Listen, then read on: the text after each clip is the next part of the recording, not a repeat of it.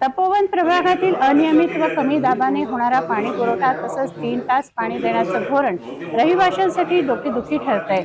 मुबलक पाणी आहे, शिवाय तपोवन परिसरातील नागरिक नियमित बिलं भरतात, तरीही पाणी पुरवठा पाहिजे तसा होत नसल्याने शिवसेना विद्यापीठ शाखेच्या वतीने मुख्य अभियंता SS गव्हाणकर यांना निवेदन देण्यात आलं।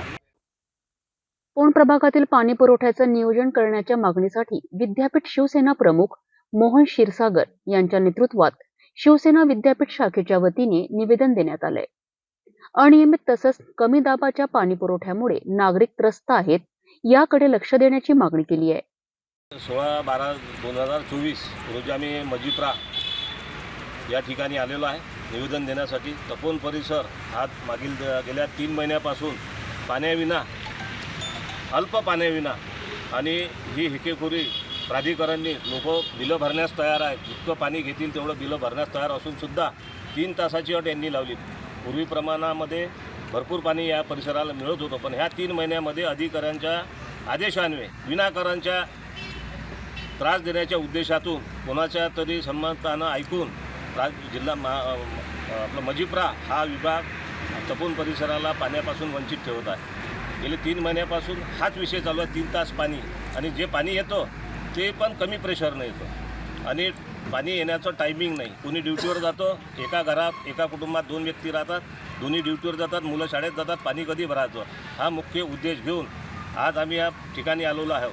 कारण तपोवन परिसरामध्ये बांधकाम मोठ्या प्रमाणात चालू आहेत, माळाच्या कॉलन्या झाल्या आहेत, नवीन नगर कॉलनी वसाहती वाढलेल्या आहे, विद्यापीठ आहे, तपोवन परिसर आहे, पण याची दखल मजिप्रानं यानंतर घ्यावी आणि नियमित पाणी पुरवठा, मुबलक पाणी पुरवठा, कारण लोक पाणी भरण्यास आणि पाणीचे पैसे देण्यास स्वतः तयार असताना सुद्धा मजिप्रा हे स्वतः सरकारचंही नुकसान करत आहे आणि आमच्या तपोवन प्रभागातील संपूर्ण नागरिकांना त्रास देत आहे। या कारणास्तव आम्ही 8 ते 10 दिवसासाठी त्यांना अल्टिमेटम दिलेला आहे की आम्ही या ठिकाणी सरळ सुरळीत नागरिक असताना व कुठंही पाणीची चोरी नसताना हा विषय जर तुम्ही करत असाल तर येणाऱ्या 8 ते 10 दिवसात जर हा विषय संपवला नाही तर संपूर्ण नगराच्या वतीनं, रहिवाशांच्या वतीनं इथं ठिय्या आंदोलन केलं जाईल।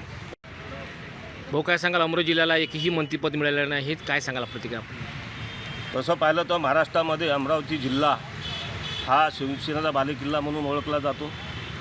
तसंच अंबानगरी आहे। या ठिकाणी सर्व महाराष्ट्राचं लक्ष या विधानसभा निवडणुकीवर लागलेलं होतं। अर्धा महाराष्ट्र तिकडे होता, परंतु पूर्ण अमरावतीकरांकडे लक्ष लागत होतं। आता निवडणुका संपन्न झाल्या, आम्हाला अपेक्षा होती की एक तरी मंत्रिपद आणि पालकमंत्री मंत्रिपद या जिल्ह्याला आवश्यक आहे।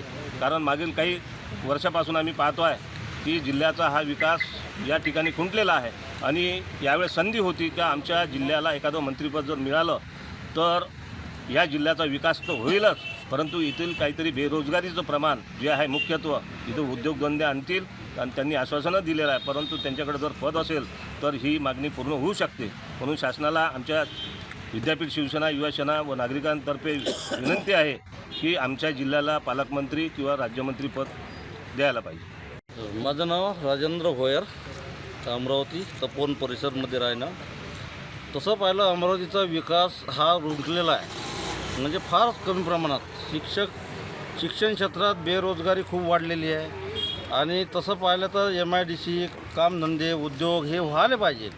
आणि ह्या माध्यमातून मी सांगत आहो का आपल्या युवशनला, कारण का आज जर बेकारी वाढली पुढचं परिस्थिती कशी निर्माण होईल, ह्या अमरावती जिल्ह्याचं काय होईल?